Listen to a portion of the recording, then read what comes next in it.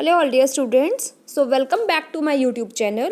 Today we are going to start with a new topic of class 7th history chapter 1 tracing changes through 1,000 years. Students, in this chapter we will study about the changes which comes from ancient time to medieval time, and today we are living in a modern time period. So class 7th history is all about medieval time period. Do you know what is medieval means? Have you studied about the ancient time period? And today we are living in a modern era. Okay, so time period between this ancient and modern is termed as medieval. Okay, so in this medieval time period, or we can say in this chapter, we will study that how things change in 1,000 years. As the chapter says na 1,000 years, तो हज़ारों सालों में क्या कुछ changes हुए हैं, that all we will study about in this chapter. Okay, what do you mean by changes बच्चे? Changes like we are having so many changes like the way of living, eating habits and the way of understanding things is also comes under the changes. पहले चीज़ों को समझने का जो तरीका था वो अलग था, अब चीज़ों को समझने का तरीका जो है वो अलग है. Okay, so we will understand all these things by explaining you this map. Are you able to see this map? This is map 1 and this is map 2. Okay, in map 1 can you able to find out India?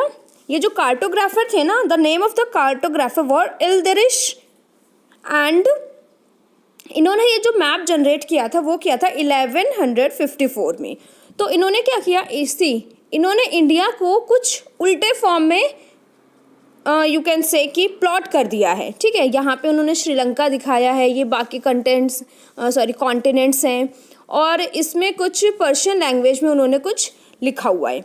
Okay, and now can you able to see map 2.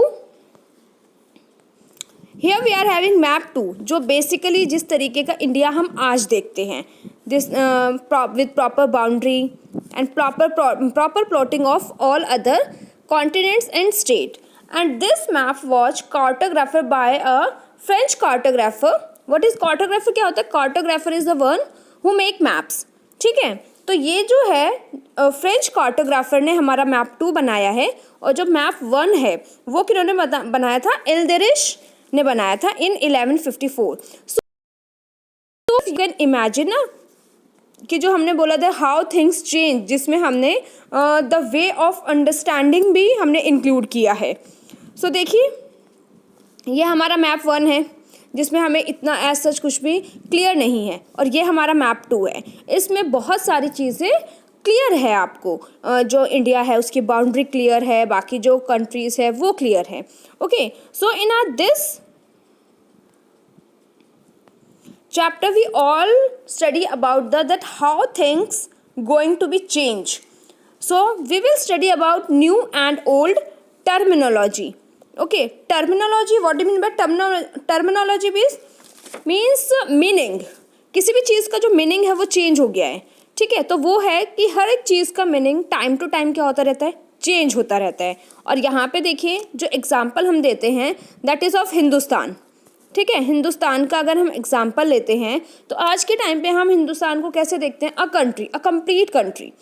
ठीक है, nation wide हम उसको लेते हैं. लेकिन पहले के time पे क्या, जो 13th सेंचुरी थी, कौन सी सेंचुरी, 13th सेंचुरी जो थी, उसमें देयर वाज अ पर्सन, और वो जो पर्सन थे वो भी कौन थे, वो थे आपके मिन्हाज आई सिराज, क्रॉनिकल थे वो. ठीक है, पर्शियन के, वो पर्शियन में लिखते थे. उन्होंने जो हिंदुस्तान था, हिंदुस्तान से उनका मीनिंग था सिर्फ Punjab, Haryana and the land between the Ganga Yamuna. अब देखिए यहाँ पे तो आपके if we draw the map of India like this, एक second, let me clear this all. Can we change the colour? Yes, yes.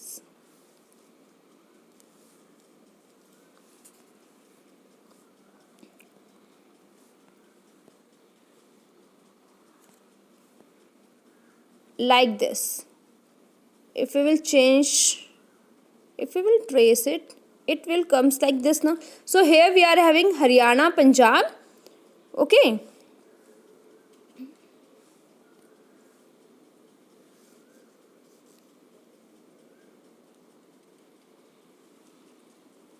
Here we are having Haryana, Punjab, and the area between Ganga and Yamuna. Here we are having Yamuna and here we are having Ganga. तो ये जो portion है, इस सिर्फ इतने से portion को उन्होंने क्या बोला था, हिंदुस्तान बोला था. रेस्ट जो था वो हिंदुस्तान में की कैटेगरी में नहीं आता था. ओके. तो ये किसके अकॉर्डिंग मीनिंग था? ये मीनिंग था मिनाज ए शिराज के अकॉर्डिंग. ये मीनिंग था जिसने हिंदुस्तान में सिर्फ किसको इंक्लूड किया था? पंजाब, हरियाणा और जो लैंड होती है आपकी गंगा और यमुना के बीच में, इस पोर्शन को, जो बाद में जाके आपके दिल्ली सुल्तान्स यहीं पे आए थे. Okay. Now let's have a look on another terminology of Babur. Babur, you all know the Babar.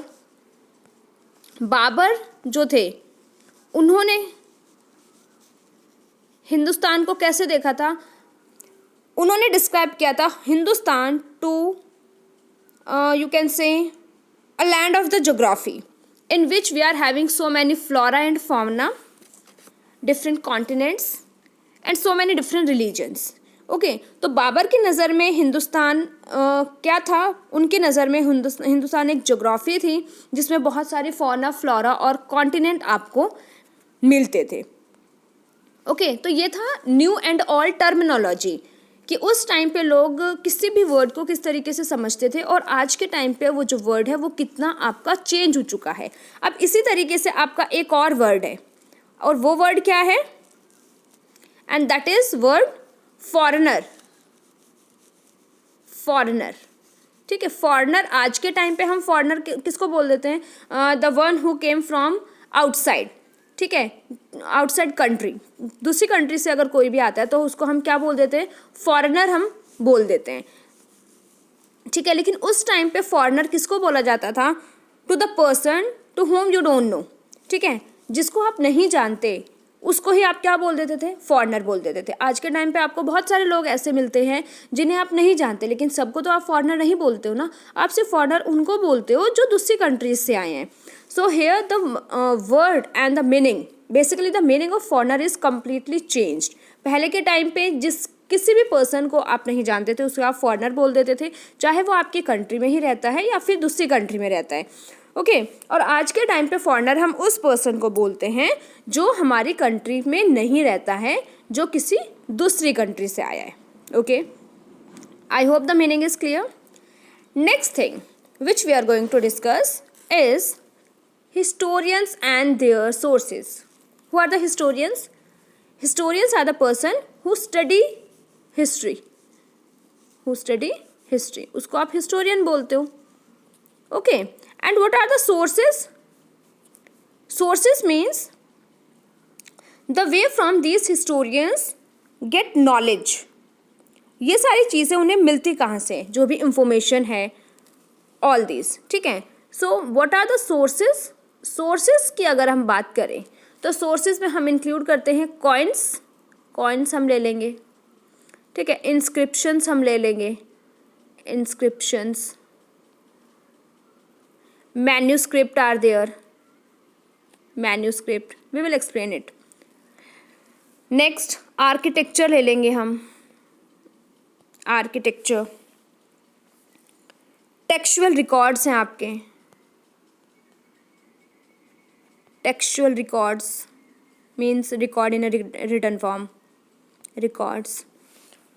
Okay, so all these are the sources of information for the historians.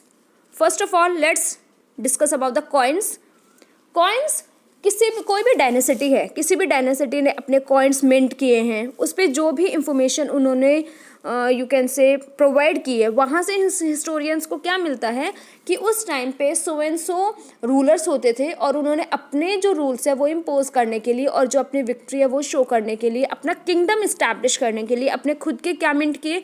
Coins mint किए. और उस टाइम पे वो जो कॉइन्स होते थे वो जितने भी रूलर्स होते थे उनके खुद के होते थे, क्योंकि उन्हें क्या शो करना होता था? अपना रूल उनके ऊपर इम्पोज करना होता था. अपना पूरा जो भी शासन उनका था वो properly they have to move further.